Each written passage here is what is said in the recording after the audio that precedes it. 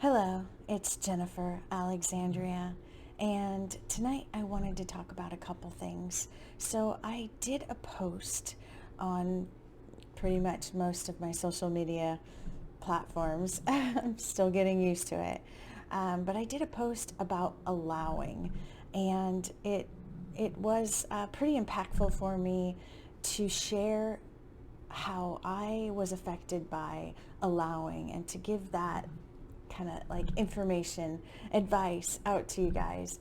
And I thought, like my next post was going to be about fear, and it will be really soon.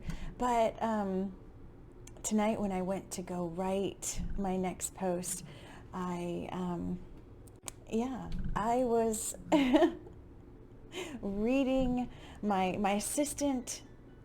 Um, he listens to all of my, so okay, back up. I meditate 3 times a day. I know I've said this a few times, but I meditate 3 times a day. And in the morning is my longest meditation. I meditate for an hour or more. I'm trying to get it down to an hour, but also allowing myself the time to meditate fully. During my meditation, I do a lot of different things, not just sitting there in mindfulness, although I do have some time where I'm sitting there in mindfulness. But I deal with a lot of different things. I'm grounding, I'm clearing myself, I'm dealing with my agreements, which is a part of allowing, and I'm visualizing. So that's a big part of my session, is visualizing how I see my life going forward, and connecting with myself, connecting with the creator source, and then also connecting with gratitude. So that's the biggest part of the work I'm doing, is to always be in a space of gratitude, because that opens you up to so much more. But anyways, that is not what I'm talking about tonight. I'm actually here to talk about allowing, and about how allowing is going to open you up to so many things in your life. Being able to, open that door for more and more things to come into your life is the gift of allowing.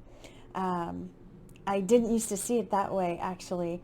That's a more recent thing for me, is the door opening up, which is an awesome experience I had a few days ago, where I was I was imagining myself in a room, and the emotions I was feeling in that moment of connecting to a relationship I have with a really good friend of mine. I was just embracing those emotions of joy, this joy to have such a friendship where you can connect with someone and you share so much. I think we get stuck in our ideas of how friendship is supposed to play out. And so it was a good lesson for me to learn that it doesn't always go the way you think it's supposed to go. And sometimes that's like a really big blessing, because you learn that it's actually better. Sometimes it ends up a better experience. But anyways, so in this room that I'm standing in, and I'm just recognizing how much of my life is so blessed because of this relationship, but also because of all the relationships I'm experiencing now. I'm opening up to so much because I've opened that door in my life to allowing more and more relationships, more and more connections. And I'm so grateful for everything that's been happening. But so I wanted to go over, I have everything written over here. That's why I keep looking over there. I have stuff written down also on my notebook here, because I wanted to share some stuff there too. But I wanted to go over this with you. So this is what, when I started doing this, I started calling them breaking agreements, because I feel like we have so many agreements, which is the act of allowing stuff into our life, and then getting to a point where we're like why did I allow that in my life? And a lot of the time, it's our belief system that we're allowing to exist. And in this belief system, we're blocking ourselves. We're blocking ourselves from living a full and complete life because, like, we believe that we can't do things. We believe that we're not allowed to. We believe that it's not in our abilities to make things happen, or we're not worthy enough. Just so many reasons why we stop ourselves. And that's the act of allowing. And in those instances, those are agreements that we made with ourselves that we can break. We can let go of that. We can destroy it. We can say goodbye. And so that's the practice I've been working on for months and months, is looking at what agreements in this moment now, and I do it every single morning, is I look at what agreement right now is affecting me today. And when I started, I had a lot of big agreements because I had a lot of stuck places inside of myself. And so I had a lot of big agreements that I had to deal with. I still have a lot of agreements because I think we're just so full of them. It's not like, boom, we're going to just live a perfect life. We're always going to be working on who we are every single day. It's not going to get to a point where you're just this perfect person. But you can live a life where you get to a place where you have more of your time feeling that joy in your heart and feeling that peace in your life. That is something I never thought I would accomplish. The feeling of peace is amazing, but I don't even know if I ever experienced it before. I think it was about 3 months ago. Maybe I experienced it a couple times, but when I first experienced it, like in the fullness of it, it was amazing. And this is something that I've been working on, is it's allowing abundance. And abundance isn't just money. And I used to think abundance was just money. So so that's why I say that, because that was all my mind was stuck on. But I've really connected with the fact that abundance starts inside you. Abundance is an abundance of allowing the emotions that feel good, because I think we block those. We think we have to earn them. We have to, do things in our lives to be good enough, to be worthy to experience that. But that's not the truth. You are worthy because you are. You are just you, and that makes you worthy. So anyways, back to what I was talking about. I get a little distracted by myself, but so I explained in my post about this practice I do every morning of breaking agreements, which is, it's letting go of those things that we allowed in our lives and saying, I'm done with that. That's not an agreement I want anymore. So in my process of doing that, I write it down. I always come out of my meditation. That's my brief moment that I actually open my eyes during my meditation, and I write it down. I always write it down, and afterwards, that's what I was referring to. Afterwards, I record what happened during my session, and then I share that with my assistant, because I like to keep records of everything, and I've been doing that for, I think, about four or 5 months. And he always gives me a response about what his feelings are based on what I recorded and what I experienced. So anyways, so when I decide to write down my agreement, so I write down this agreement that I am ready to let go. This is an agreement that is not serving me. It's causing negative emotions. It's causing negative actions in my life. And so when I'm ready to let it go, that's what I do. I write it down, and then after I write it down, I write down what I want to allow in my life to replace what I'm getting rid of. Because that way something can come in. The thing that I desire can come into my life. And so I write that down, and then afterwards I go back into my meditation. And I imagine, excuse me, my screen's just shut off. Nice. I'm going to have to change that. Anyways. Sorry about that. So then afterwards, I I go back into meditation and I imagine that the old agreements, the old things I was allowing, I kind of like see it on, I don't know why I do this, but I think it's just kind of silly, but it goes back to like the Old Testament in the Bible. I don't know if it's in any other spiritual writings, but how the Ten Commandments were written on tablets. And so for whatever reason, that's what my brain manifested for me to imagine. So I imagine these big stone tablets, and I imagine the writing going on them, and it's written on there, my old agreements.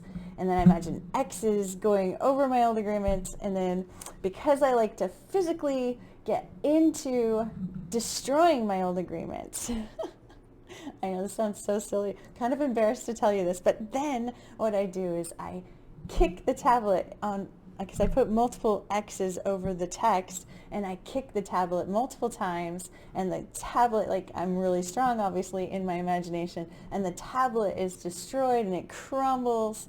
And then because I just grounded right before this, so I'm connected to the center of the earth in my grounding, then the tablet, the pieces of the tablet crumbles and goes into the center of the earth. And because I imagine in my grounding that the center of the earth renews energy, so everything that's negative becomes renewed and turns into a positive energy and is given back to you.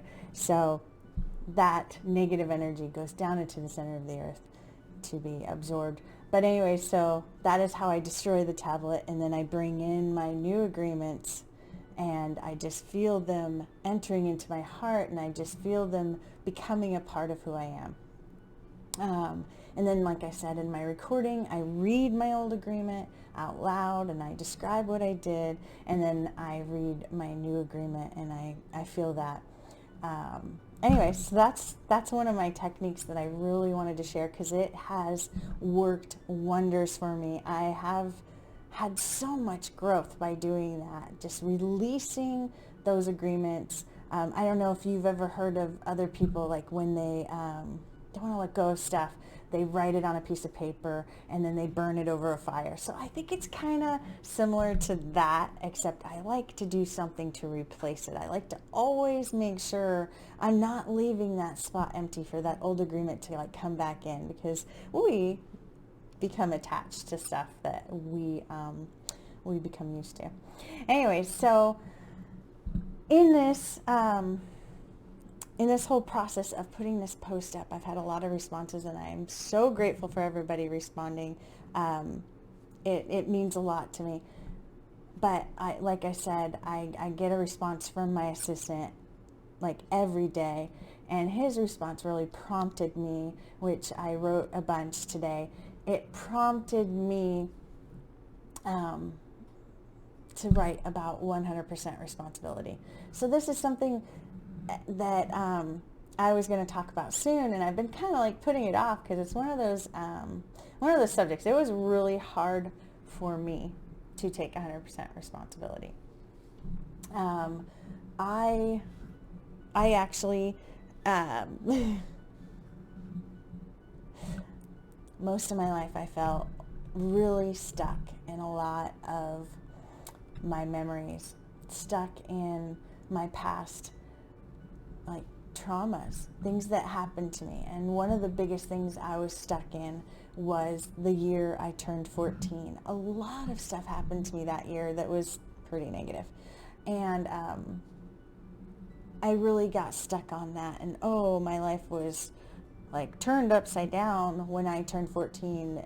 All these things happened when I turned 14, and that's why I couldn't do this, and that's why this couldn't happen, and that's why I was stuck emotionally in my head. And it was excuse after excuse after excuse because of stuff that happened to me when I was 14. Now, as you can tell, that was a very long time ago. So So to be stuck in memories from that long ago, and we all do that, all of us do that. We get stuck in a memory that happened 6 months ago. We get stuck in a memory that happened a week ago. We get stuck in so much that's going on in our lives that we replay it and we replay it, and it becomes more than a memory. It becomes now, and we feel like we're reliving those pains, and we keep torturing ourselves. And that's a big part of what I'm trying to teach, is 100% responsibility. So I think a lot of people feel like, well, I was harmed, I was hurt, there's no way I'm responsible for certain things in my life because other people did things to me. And I get that. And there's a lot of different ways you can go with that to see your responsibility in those instances.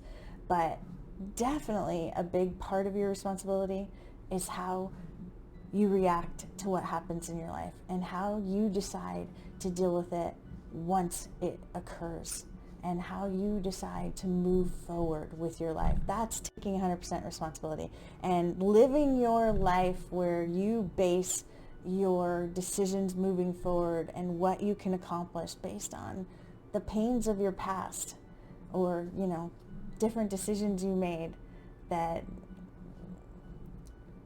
caused things to happen, or other people made that caused things to happen. And so you hold yourself back. This is one of the biggest things that you can change in your life, is start taking 100% responsibility. So that was one of the biggest things I wanted to talk about tonight. And I'm going to do a post about it really soon, probably tonight. I don't know. I might do it tomorrow. I don't know what I'm going to do. But anyways, I hope you found that information very informative. And I hope you have a wonderful evening, day. I don't know what time of day it is because I'm probably talking to people around the world. So whatever it is, I hope you have a wonderful time. All right. Thank you so much for watching. All right. Bye-bye.